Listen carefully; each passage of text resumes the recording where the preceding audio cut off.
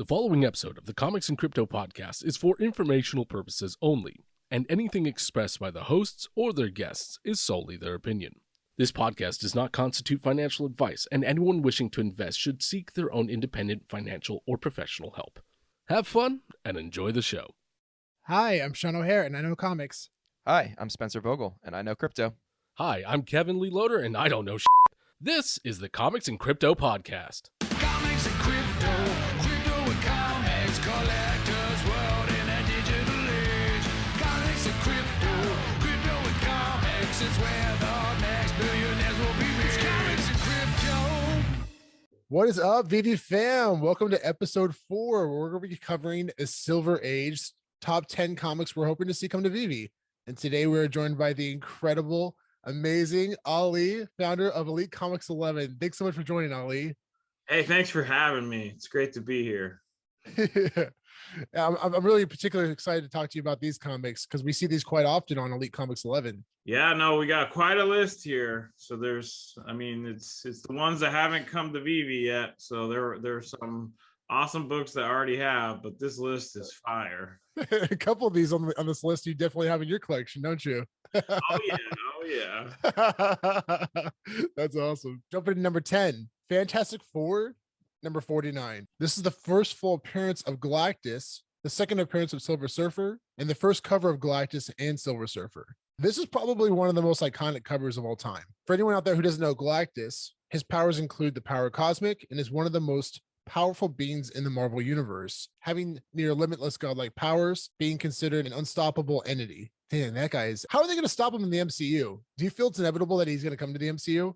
Oh yeah. So this is gonna be like a theme probably on this list, but if Mickey Mouse pays $1 bazillion for these characters, Fantastic Four, X-Men, we know they're coming. They're all coming. So yeah, I think a lot of that deal, I think we're for the villains. Like Galactus is coming. That's probably going to be, you would think it's going to probably take multiple movies to sort that out. Do you feel Galactus is like the end game, the end goal for Marvel? I mean, really there's no end goal for them, right? But Galactus seems like a character that's so big and popular. What do you do after that, right? I think that's absolutely right. I think we had the Infinity War. We know how that went. And then, if you want another saga, something else to build into, I think you're probably looking at it right here. According to Go Collect, there are 1,640 graded issues on the CGC census. And as a 9.8 grade, this book recently sold in 2016 for $44,215.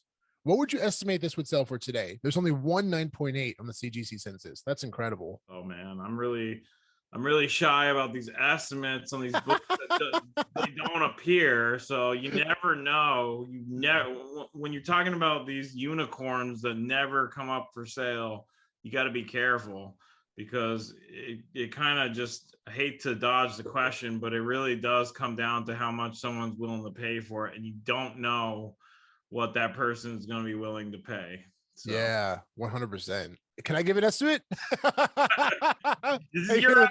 What's your estimate? I mean, I wouldn't be surprised to see this a minimum 250,000. I think that's probably pretty generous. Because I mean, if you look at like a one-of-one, it's like an art piece, right? Do you consider it like an art piece, like a one-of-one like this?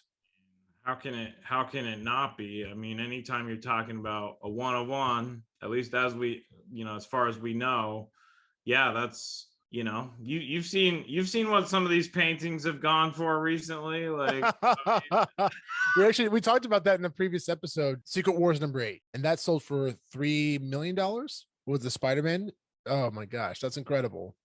Yeah, incredible. We talked about this before, but villain first appearances, do they typically, they don't sell as well as hero first appearances? Yeah, I mean, I think just anecdotally, like there is sort of like a lower cap on the upside of like first appearance villains. That doesn't mean that a book, can't exponentially rise. And we've seen that. Like so a little bit of context here. This issue, and this is not going to be too surprising, but it's getting hot. Like in the physical world, like people are definitely buying this book up, Fantastic Four 49.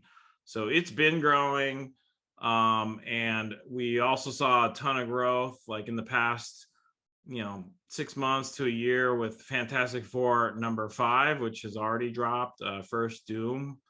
But yeah, just generally, there seems to be kind of over the years more upside with first appearances of heroes versus villains. But I will say, so one case study would be, or one data point would be the first appearance of Thanos as Iron Man 55. He's not on the cover, so that kind of hurt, kind of cools that book somewhat. But these massive characters, I mean, this one, awesome cover, characters that Galactus is actually on the cover as well. It's just an incredible key issue. And especially having Silver Surfer on there too just adds so much value. So cool. Great book. Coming at number 9, Fantastic Four #4. This is the first Silver Age appearance of Namor. Namor's powers include superhuman strength, speed, agility, senses, telepathy, and reflexes. He can also fly with wings on his ankles and possess electric shock, marine life, empathy. Do you think he's going to be flying in the MCU? Is he going to be flying around with his wings? I think another theme is going to be, so these characters are going to get the Disney treatment. So what are they going to do? Like, how much of this are they actually going to adopt when it makes the jump to the screen? So, I don't know. I mean, probably not. I think they're going to be a little selective, but yeah, never say never. You want to enjoy Namor flying around, you guys just got to read the comics. There's been some super fun speculation on this character coming to the MCU. Yeah, no, definitely. So the rumor for a while, and I'm not completely up to date on any like kind of soft confirmations, but that he's going to be in Wakanda forever. I mean, we've been hearing that for probably like over a year now. So maybe there's something to that. Seems like there probably is. One of my proudest spec investments was actually a Submariner #1 9.6. I got that 2 years ago, and there was a lot of truth to this. I mean, like some behind the scene photos that were taken on one of Tyler Perry's sets, like his studios. And apparently it was the film crew from Wakanda Forever, and they were filming in a water tank. Huh. And that's when I kicked the dots. I was like, yeah, I'm gonna get this ASAP. And the book is, I think, about 3x since then, because I got that issue for about 2000, I think. One thing interesting here, kind of in terms of like the upside, especially in the physical world, is this is not Namor's first appearance. This is his first Silver Age appearance. In the physical world, this is an example of like a situation where the first actual appearance in the Golden Age is like pretty much, I mean, unattainable. Like even if you have the money, it's like impossible to like locate a copy. So this first Silver Age appearance, yeah, it's the first Silver Age appearance, but for practical purposes, for almost everyone, this is kind of like the actual practical first appearance. That's such a good point, Ollie. I'm glad you brought that up, because his first appearance is actually in Marvel Comics 1, isn't it? Actually, oh man, no, I don't think so. I think that there's something before that, but it's weird because I've heard him mentioned. I think he was mentioned in there, but I don't know if he was actually fully shown. But either way, like you mentioned, just to emphasize that some more, Motion Picture Funnies Weekly #1. There you go.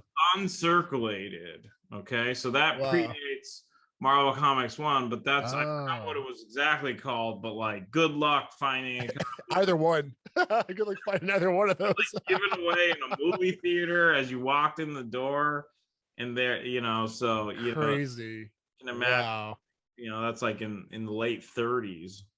Oh, that's insane. Wow. And just so everyone out there knows that the Silver Age appearance is this is the character that we know today. So that's the significance of this first appearance, because the character changed. He's different than what he was in the Golden Age.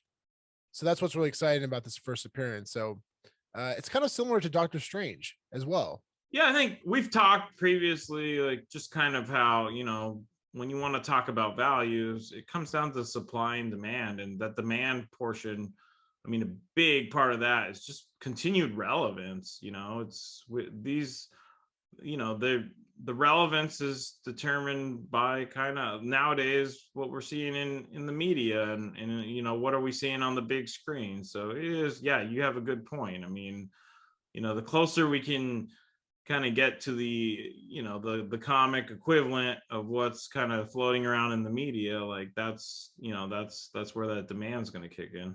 According to Go Collect, there are only 6 9.6 grades on the CGC census. There are no 9.8s. And the most recent sale was in 2019 for $81,000. And the comic book market has definitely taken off a lot more since 2019. Indeed. It's very possible we could see that one of these sales go for as high as $350,000. That's our estimate. Yeah, I mean, that Fantastic Four run is definitely a lot of eyes turning to Fantastic Four, just kind of on the investment and speculation side. And this is definitely one of the top Fantastic Four issues in terms of legs moving forward. So, yeah, I wouldn't be surprised if we see some crazy sales soon at the really high end. You're really high on this book, huh? I mean, I think a lot of people are excited for Namor, and yeah, I think at first glance, it's the first Silver Age appearance. But again, like this is kind of what this for a lot of people, for almost everyone, this is the practical like first appearance, just because you can't get motion picture funny weekly #1 or even Marvel Comics 1. So this is going to be, practically speaking, the first appearance for people to grab. Coming in at number 8, Fantastic Four #48. This is the first appearance of the Silver Surfer and first cameo appearance of Galactus. The Silver Surfer's powers include wielding the power cosmic, granting him superhuman strength, endurance, senses, and the ability to absorb and manipulate the universe's ambient energy. Silver Surfer has not yet appeared in the MCU, but did appear in the underwhelming 2007 film Fantastic Four 2, Rise of the Silver Surfer. Are we going to see him in the MCU? This is going to be a recurring theme. If Mickey cuts a check for $1 billion, they're all coming. They're all coming. Yep. We don't even have to ask. It's just I know. Yeah, that's the last time I'll ask. We'll just jump right into it next time. We don't know, but we know, right? So it's really exciting too, because I know Keanu Reeves apparently is working on a secret project with the Marvel now. I mean, I know they've been in constant discussions over the past probably 5 years. I think Kevin Feige's made it clear that he talks to him every project that comes to the table. Like they always think about Keanu Reeves and ways to include him. And as you know, Keanu Reeves is a massive comic book fan. I mean, he made his own series with Boom called Berserker, which is actually also going to be a show and film coming to Netflix, which is really exciting. But yeah, he's a huge fan of the space, so it's going to be fun to see him coming to the MCU, which I think is inevitable. Yeah, and on all these, I just want to make sure. So these are all like, they're already like established books that collectors in the physical world have like coveted for years. But what I love about this book in particular is like Silver Surfer, where you really generate like crazy value is when the relevance jumps generations. And so for this, the MCU expectation is incredible here. Like a lot of people are completely looking forward to the Disney treatment on this character as well. But Silver Surfer has done really well in modern comics right now as well. Like people are actually enjoying those like modern storylines and those variant covers. So it's kind of it got both sides going for this issue. So it's been a very hot issue, and I can totally see how it can keep getting hotter. And for everyone out there, Ollie, I don't know if you know this, but actually I own an 8.0 copy of this comic that I actually bought from Elite Comics 11. Oh, there you go. I did. Yeah. The timing was amazing on that as well, because that must have been a while ago. I think you probably paid a little bit less than it goes for nowadays. I did. I got I got that, and I got an 8.5 of Silver Surfer 1. Nice. And that was and I got them together. And it was so cool because I remember distinctively, it was July 2020. I got it on my birthday. The comics literally came delivered on my birthday. It was so awesome. Well, that's a gift that has kept on giving. Been very happy with the ROI on those. According to Go Collect, there are 39 9.8 grades. and the fair market value is set to $135,000 with a 1-year average sale of $108,000. We saw its first 100K plus sale this year. This book, I mean, I feel like that was inevitable too. The way this book's been selling, the popularity. I mean, I still feel like this is probably an undervalued book considering the scale of importance. What are your thoughts? Yeah, no, I would agree with that. I definitely would agree. I think until people see it, I think there's going to be some upside, and then there's going to be more upside once people see it. I mean, assuming it's done well. But I mean, even the trailers on some of those prior movies, they look pretty good. And then it wasn't until the movie itself where we, whatever, like weren't so happy. But yeah, no, this is a good one. This is a good one across grades, I think, to continue just putting away. That's my personal opinion on that. People around the world don't really know who they are because the films were kind of put a bad taste in their mouths, right? Like, oh, the Fantastic Four, it's a bummer. And that's why I'm really excited for Marvel to kind of bring them the justice they deserve. Again, like the demand side of that equation, supply and demand, the demand side, I mean, until like when the movies make them cool and better understood, that's when you're going to see the real growth. It's been done, but people aren't so happy with the way it's been done. And so people are excited about them finally getting the proper treatment. Coming at number 7, Fantastic Four, number 52, the first appearance of the Black Panther. As Chieftain, the Panther is entitled to consume a heart-shaped herb, grants him superhuman acute senses, enhanced strength, speed, agility, stamina, durability, healing, and reflexes. Black Panther was portrayed by the late Chadwick Boseman, and the next film is set to release in November, Wakanda Forever. It's going to be fascinating to see how this turns out. I mean, there's really has been no news on this movie at all. It's been very secretive, aside from the potential villain. So yeah, this book, I mean, it has its established history. Like a lot of people loved it. I mean, it is a grail for champions of diversity, such as myself. I mean, there's a historic significance to this character and this issue, so that's already there. And then you get this incredible MCU portrayal by late Chadwick Boseman. I mean, who didn't love that? Like, talk about nailing it. What an incredible portrayal of this character. And he passed away, so they got to figure out how to move this forward. But the fact that these future Black Panther projects are coming, I mean, it continues to keep this book on the hot list. Also, actually, I purchased I think it was a 7.5 from Elite Comics 11 of this book as well. So once again, shout out to Elite Comics 11. Are you saying it's a good idea to pick up books off Elite Comics 11? Oh, no. I'm saying it's a great idea. You seem to time things really well. Let's just put it that way. According to Go Collect, there are only 5 9.8 grades, and the most recent 9.8 grades sold in 2017 for $51,700. Yeah, I mean, this is a really significant book, like you mentioned, all the reasons that you mentioned, and man, I'm excited for this next sale. I would not be surprised if we were starting to see like almost Spotlight 5 levels, 250K plus. It's such an exciting book.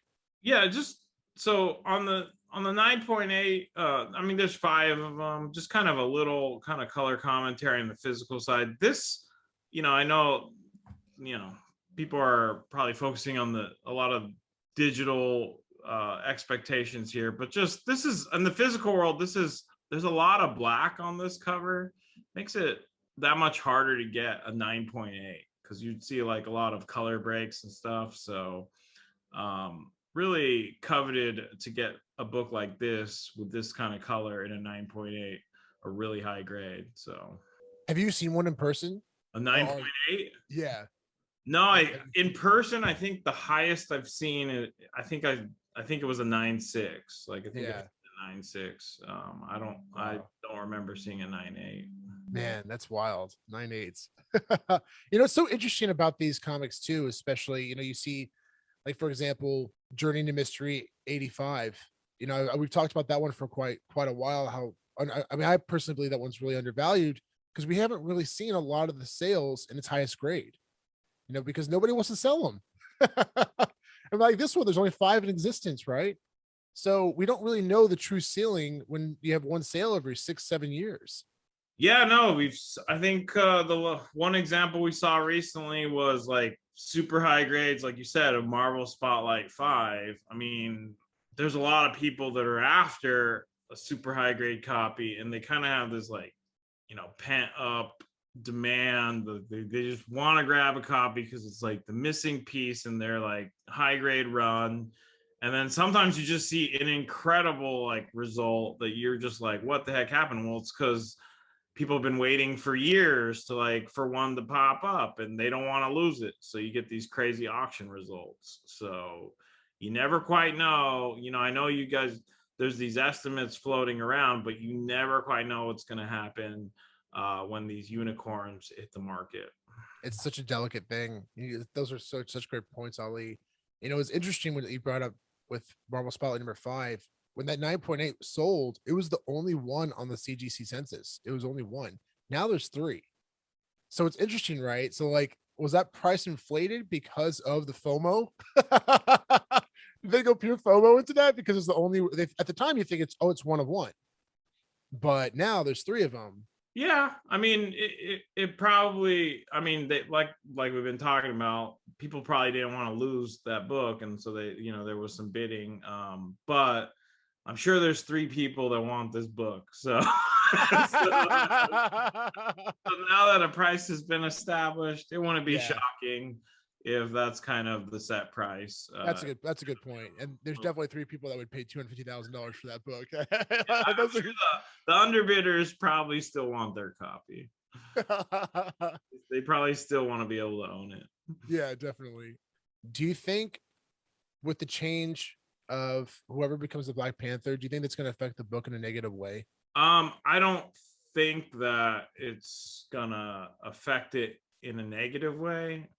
Depending on who it is and what route they go, like, if it's not exactly like the Black Panther that's in this issue, I could see it leveling off potentially, because it still has the significance going for it. But if they go in another direction within this, this kind of within the run, but maybe one of the secondary characters takes the helm or something like that, I could see other books getting hot while this one might level off a bit. But I wouldn't really call that a negative impact. I think it could cool off. I could see it doing that. Or if they're just going to keep this particular character or something close to it going, I think this could just keep getting hot.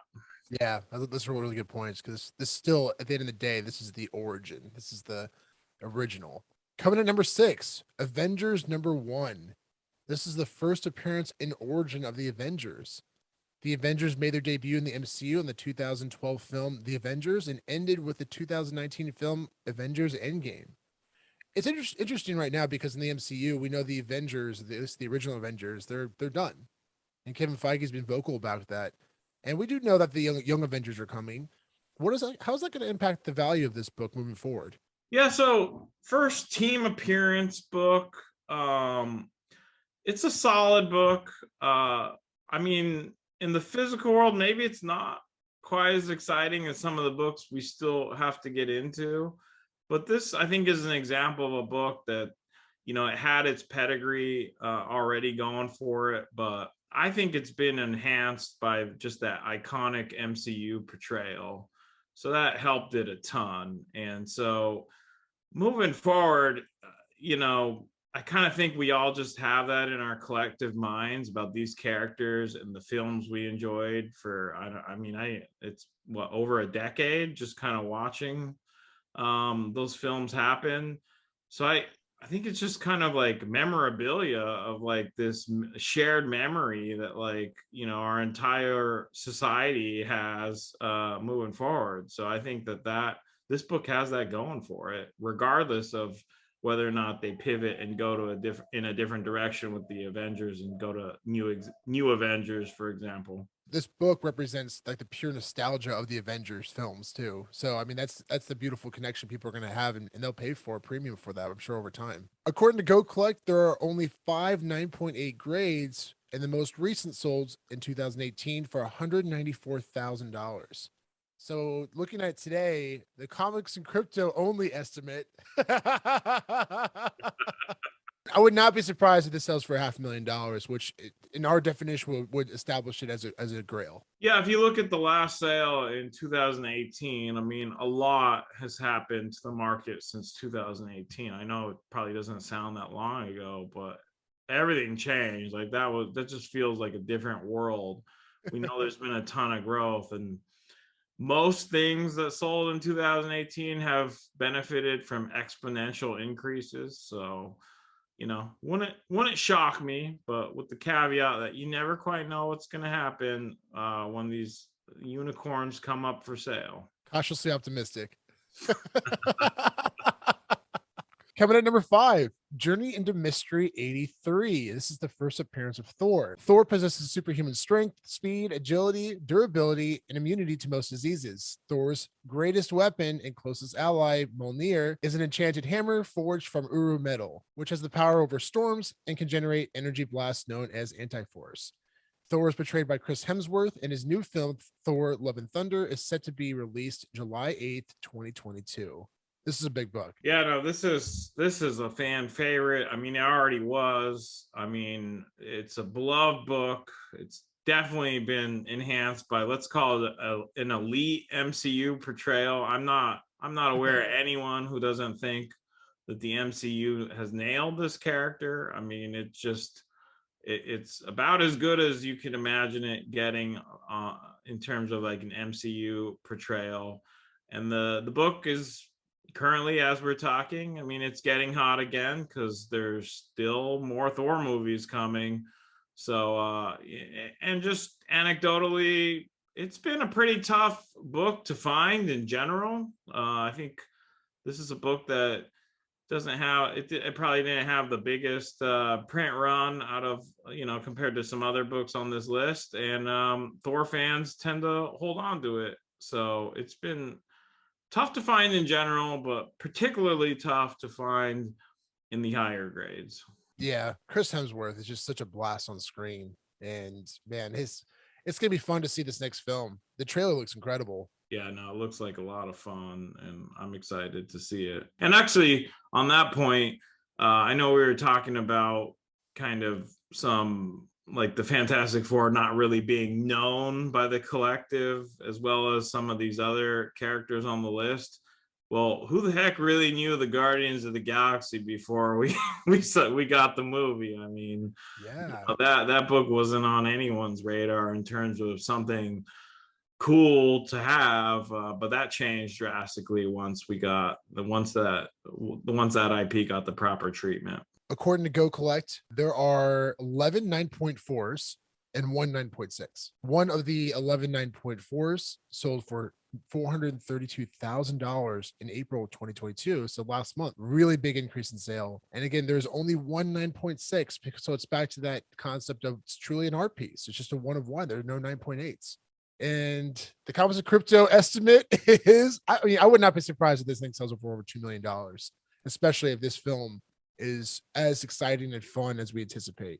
And man, his character is just getting more and more popular. I just don't see it stopping. Yeah, I'll leave the yeah. I mean, it's very hard to try to come up with an estimate for these unicorns again, but like, yeah, this character is beloved and it's definitely relevant. He's at the top of everyone's mind in terms of the MCU right now because it's just around the corner. So yeah, I mean, you would expect a really big sale if that 9.6 came up anytime soon. Since the film is going to be released in July, I would speculate, and again, this is no confirmation on any inside sources at all for this, but it's very possible we might see this first appearance comic drop in VeVe in July.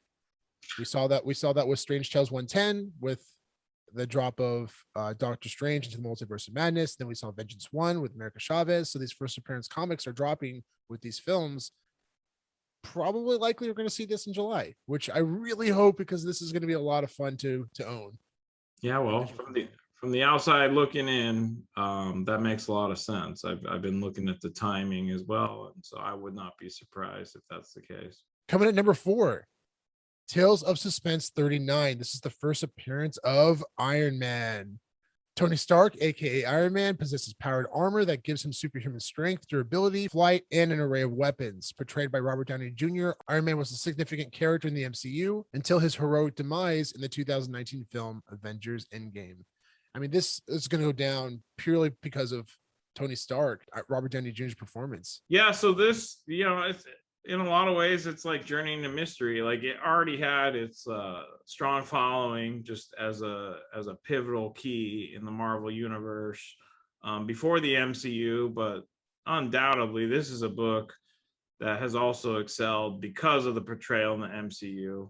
I mean, any Iron Man fan and other non-Iron fans became Iron Man fans because of that portrayal. So definitely helped this book rocket to all-time highs. I remember being skeptical, like, so he, met his demise kind of in the movies. So was this book gonna kind of become old news and people were gonna move on to other books because he died in the movies? And the opposite happened. I mean, the market just went crazy as well, but it feels like people have just, this book has been enhanced by people looking at it as a keepsake, again, of that shared collective memory we had of just seeing that portrayal in the MCU. It just makes a new generation consider it a classic, and add that to the older generation that already thought of it as a classic. So that's a lot of demand right there for something that there's not a ton of copies of.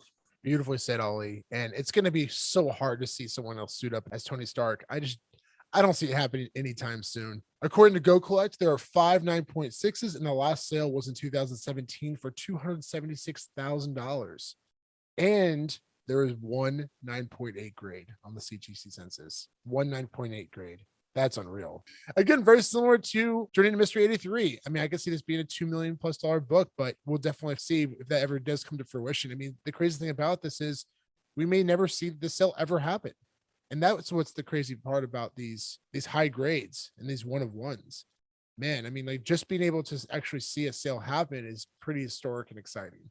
And that's when I get the popcorn and watch this Heritage auction or wherever it's being auctioned at, and just enjoy that ride, because it's an experience within itself. Yeah, I put my disclaimers out there, but this is one where I share the optimism. So it's here. I mean, it's a true first appearance. If there's 1-of-1 that we know of. So yeah, I think that, I don't know exactly what the number would be, but your estimate, I can't say it's nuts. I mean, this is one that would turn a lot of heads if it came up for sale. Coming in at number 3, The Incredible Hulk #1. First appearance of Incredible Hulk. Bruce Banner, aka Incredible Hulk, possesses incredible strength that increases as his anger grows. This strength grants him not only upper body prowess, but also the ability to leap great distances and land without harm. Portrayed by Mark Ruffalo, Hulk has and will continue to be a very significant character in the MCU, including being a supporting character in the upcoming series She-Hulk. Have you seen the trailer yet? Yeah, I saw the trailer. I saw it. It came out a couple days ago, and that was interesting to see, and he's definitely in it. Yeah, I'm curious how the show's gonna be. But I'm excited. It's fun. It's gonna be fun. I mean, just seeing Mark Ruffalo and Bruce Banner, I mean, his character is so great. I really enjoyed him in Endgame. He brought a lot of comedic beats that I didn't expect. Yeah, so Hulk, a very popular character, obviously. I don't need to tell you that. In the physical world, this book is kind of like, it's the machismo book. It's like it's the power book of like the Silver Age Marvel characters. It's, there's like the first Punisher kind of in the Bronze Age, and then there's Hulk. There's Hulk 1. So it's been coveted kind of as that, like, kind of power book, pun intended. But lately this book So there's not a ton of these. Like there was like, I think it was a low print run situation. The original series didn't do very well. Like it kind of got cut off pretty early. So there's not people didn't keep as many copies, whatever, all that stuff results in this book's getting harder and harder to find in any condition in the physical world. So it is, when we put these up for sale on Elite Comics 11, they do not last very long. Yeah, I've noticed you had some recent really high sales for this comic. We just sold one on a live sale last night. It was a 3.0 for 23,000, and there were several people fighting over it. So it's a very liquid book. People, even at these high prices, that's crazy. Wow. According to Go Collect, there are 6 9.2s, and the last sale was in 2018 for $336,000. There are no 9.6 or 9.8 grades for this book, according to CGC, but there is one 9.4 grade. So again, coming back, that's truly a 1 of 1. And I think it's very possible we'll see, like you see numbers like we mentioned before in the millions for this book. Yeah. No, I'm not going to argue with that. Like this book in that kind of grade, I mean, you gotta get your popcorn ready, see what happens. But yeah, I mean, you can't say something's too much, because there would be some people fighting over it for sure. It's so interesting, Ollie. I saw the other day, do you know Kent Golden, like Golden Auctions? Yeah. He was talking about the Mickey Mantle rookie card, and there's only 6 9s, and then there are 3 10s. And the one that he was referencing in his video was like a 7.5, but it was actually owned by Mickey Mantle, which is really cool. And he talks about how he made offers for a 10 grade for $28 million and was rejected. $28 million. And just knowing that numbers are like that are being thrown around for those cards, I can only imagine what's going to happen with these comic books over the next couple of years. It's wild. Yeah. So one thing to think about, and I mean, comics have, they've been stable over the years in terms of growth. Like the first appearances, especially these, like, when we're talking like a lot of these are Silver Age, kind of the Silver Age grails. Like if you look at the price data, they generally, like, they might slow, they might dip a little bit, but they've been very consistent in terms of growing over the years, and then they've exploded. So a lot of people look at these, and the comparison, at least on the investment side, is like, am I going to go buy stocks, or am I going to buy this? Am I going to buy, I mean, as ridiculous as it sounds, it's not so ridiculous anymore. Am I going to go buy a house as an investment property? I'm going to buy one of these books instead. A lot of people get these crazy offers, and they're just like, I don't necessarily need the money. So if I get the money, what else would I put the money in that's kind of better than just holding? I mean, that's why you're like, who wouldn't take 28 million?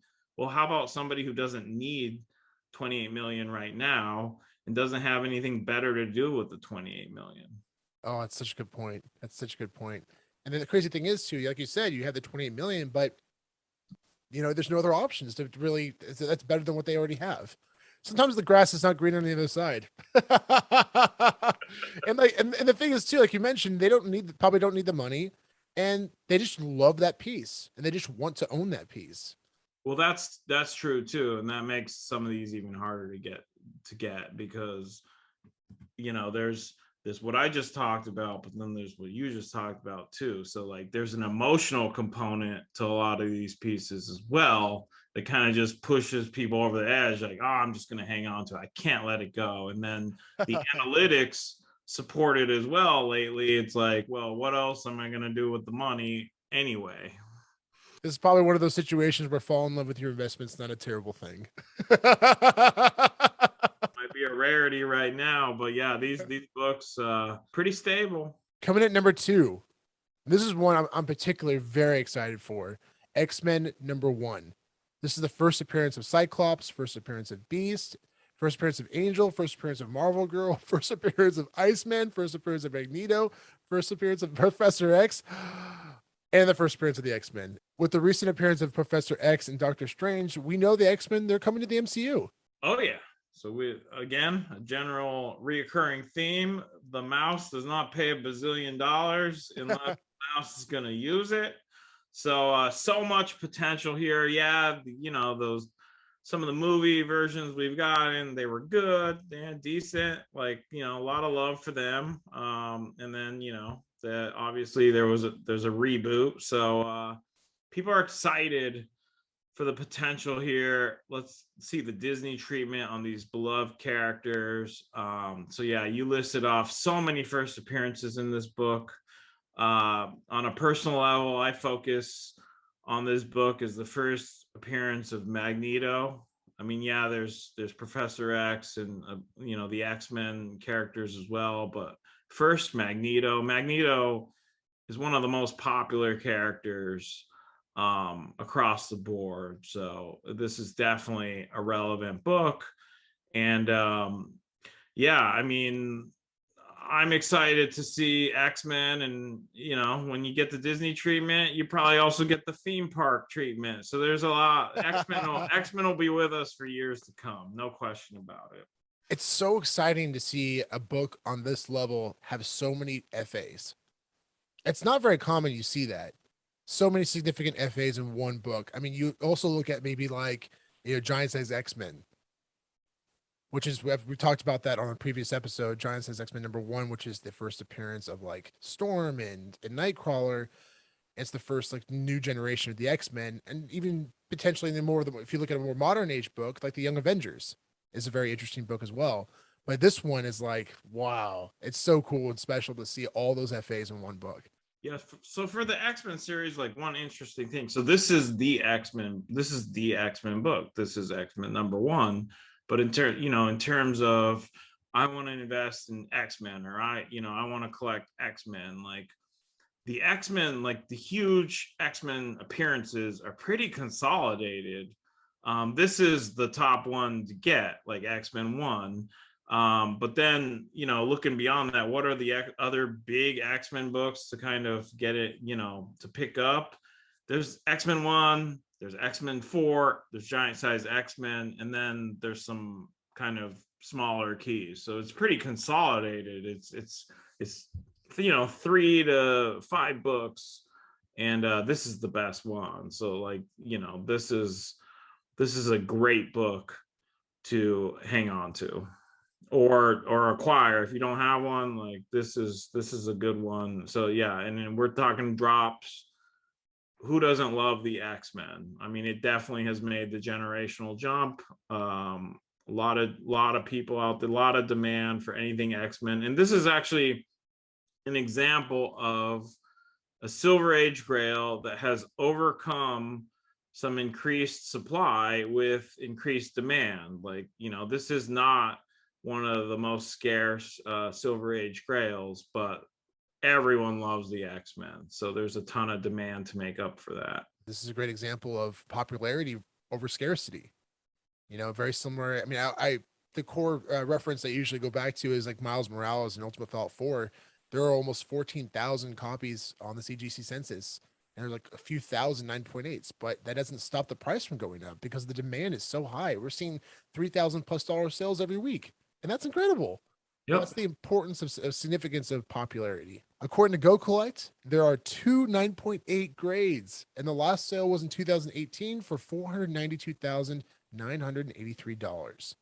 My goodness.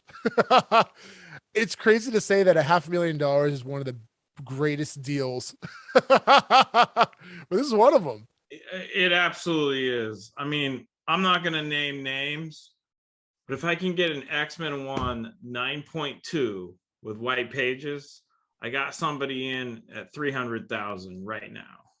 Wow. That's a 9.2. So just putting it out there, guys. I'm just saying, like, that's where we're at. Like, and people are definitely trying to grab them. You're talking about, a 9.8. If that hit the market right now, yeah, I mean, $492,000 last sale in 2018. That's irrelevant right now. Yeah. So we're definitely probably looking into the millions again. Like we've been the recurring theme of these Grail comics, and they're called Grails for a reason, guys. Coming in at #1. Ollie, would you like to do the honors? Yeah, this is my number one book all time. I mean, bias, whatever, but it's freaking Spider-Man. Amazing Fantasy number 15, first Peter Parker. Yeah, who doesn't know Spider-Man? Do we really have to list this off? He has strength, he has stamina, he has agility, and yeah, he can clean any surface. He has an internal alarm, the spidery tingle. It's mighty About tingle. that, but his real secret power, his real superpower is he can sell comic books. This is the most successful comic book character in terms of sale of all time. I mean, you have to basically look at Mickey Mouse for competition for that title. Like this, I mean, Spider-Man. So another example of, there's not the scarcest Silver Age comic in terms of these grails that's out there, but the demand is just exponentially higher for this book than any of the other books on this list. That's so exciting. And when this inevitably does drop on VeVe, I know when we did our interview with David Yu, he himself said this is the book I'm most excited about to drop on VeVe. And I would not be surprised if we see a massive, a lot of people coming in, a lot of probably physical comic collectors that have no interest in NFTs. They'll probably come in for this comic. Yeah, absolutely. And one thing we haven't really touched on is like in the physical world, a lot of the books, I mean, probably all these books, depending on who we're talking about, like a lot of these books have just become completely unattainable in terms of budgets in the physical world for almost everyone. So any kind of reset or new version of this that might have some of that same potential, like the doors are kind of open to a lot more people to get in on, if we're talking about like a VeVe drop, for example, or any other kind of release of Amazing Fantasy 15. This has the pedigree in comics. I mean, I know there's Action Comics 1 and there's Detective 27. Those are just, they are what they are. Obviously, they're incredible books. But Spider-Man, I mean, he's swung across generations like none of those other characters have been able to. So, not going anywhere. If it wasn't for Sony retaining some rights, I mean, he might take over Mickey Mouse at Disneyland, but we're not there. So, definitely not going anywhere. And Sony has their plans. Marvel has their plans. It's just the book. It's the comic book, in my opinion. It's so crazy to think that a book at this level has such a safe floor with massive upside. Like it's still insane upside. I feel like we're going to see levels that we didn't think possible for this book. I will say, like, the caveat out there from the physical world is this book it's recently like just gone wild because you had like the highest selling comic all time happen with a copy of Amazing Fantasy 15, and then all the other grades just went berserk. So nowadays, like at this moment, like a lot of that's like built in, kind of that same expectation of like trickle down from like the really high sale. So I don't know if it's going to keep growing that same way much longer, but I also don't think it's going to like fall off a cliff. So this is one to put away, feel happy about, but just be aware that the price has gone crazy recently. So all caveats, we're not giving investment advice, blah blah blah, but like this definitely deserves to be number one on this list. Yeah, and the sale that Ollie was referencing was back in September as one of the 9.6 grades. It sold for $3.6 million. And at the time, that was the record sale until Superman came and messed that all up again 2 times. Yeah, I mean, because, Superman, you mentioned how many are in the census. Okay, 3,599. I mean, you're talking about some of the, Action Comics 1 or Superman #1. Again, it's an example of a unicorn coming up to market. There's basically a handful of copies, and then they show up, and then there's people just waiting for a copy for years, and crazy things happen. So you never quite know what's going to happen when the unicorns hit. So that's kind of what we've been saying over and over, but that's an example. I mean, I'm not surprised at that either. I mean, that definitely somebody wanted that copy. According to Go Collect, there are 4 9.6s, and the fair market value, according to Go Collect, is $4.1 million, which seems like a fair estimate considering the most recent sale. Absolutely. I mean, people are going to fight over Spider-Man, and we've put in our disclaimers repeatedly, but how can you say that that's crazy? I mean, I'm sure the underbidders on the last one are kicking themselves. They probably, wish they would have put in another bid or whatever. From what I remember, you own a copy of Amazing Fantasy 15. Yeah, I mean, if you want to get personal, I mean, practically, I mean, yeah, multiple copies. That's so cool. I mean, this is, I mean, it's always been my favorite.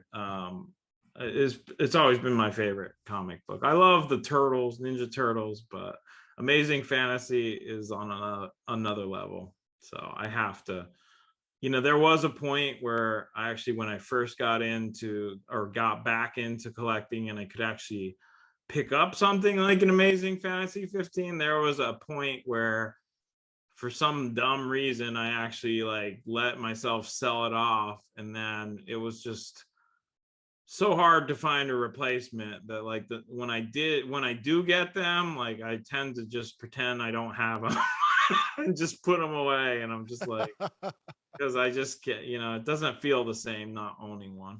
So it's such a beautiful book that really just embodies historical and pop culture value. I mean, that's like the ultimate for on both sides. And when you can have historical and pop culture value like this in one book, my goodness. Because you're like, hey, here's the first name, or hey, here's, let's say, the first Iron Man, or here's the first Thor. People are like, oh, that's cool. You say, here's the first Spider-Man, and they're like, wow. Yeah. Who doesn't know Spider-Man? It's definitely, I mean, so there's another level to it, and that's why it definitely is in the right place at number 1. So going through the list, let's take Spider-Man off this, but what is one comic that you're excited to see drop on VeVe aside from Amazing Fantasy 15? Yeah, no, I mean, I think on a personal note, from a personal perspective, to me, I think the future relevance, expectation of future increased relevance, is kind of what would give me the answer to that question. I was, when we talked about this, I was definitely looking at Fantastic Four number 1, but that had already dropped, so it's not on this list.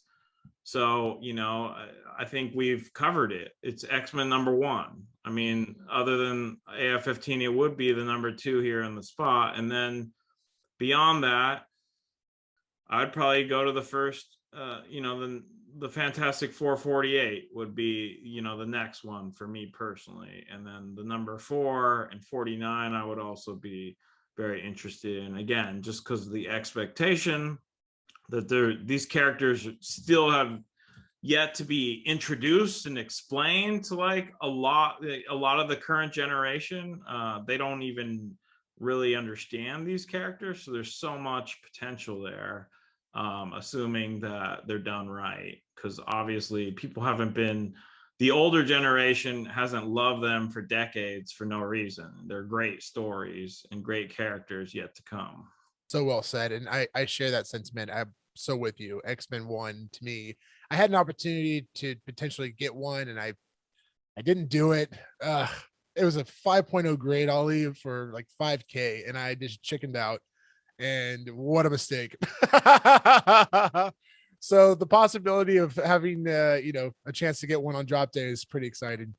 But yeah, I'll see the secret rare of Black Panther would be pretty special too. I'm excited to see the potential of what that'll look like. Yeah, and with X-Men 1, I mean, like I said, the movies, a lot of people love the last movie treatment that they got. So there was a lot of positive there, but there is this there's there is a deeper kind of backstory there. With all the social issues going on right now, there is an angle that they could take within this universe to really bring out some of those themes and issues. So I don't know exactly what they're going to do, but Disney, Marvel Studios, they have pretty good track record on kind of bringing in some of these relevant themes. And this X-Men would be a great place to do that. Ollie, thanks so much for coming on today, man. This was so much fun. I was so excited for this, especially for the Silver Age and bringing you on here. You're the first person, but yep, Ollie's Silver Age. Yeah, we're excited to have you on here today, man. It was such a great time. Hey, it was an honor, man. It was a lot of fun. I really appreciate you having me on. And make sure to follow Ali and Elite Comics 11 at _Elite Comics 11 on Twitter and Instagram, and go check out the store. They have some amazing comic books every day. Check them out. There's a lot of cool stuff on there. I'm a personal buyer and seller on that page, and man, it's a great experience. So make sure to get out there and buy some comics. Yeah, no, we've gone through this list, and the strike's close to home because we do offer a lot. We offer all these books on the list.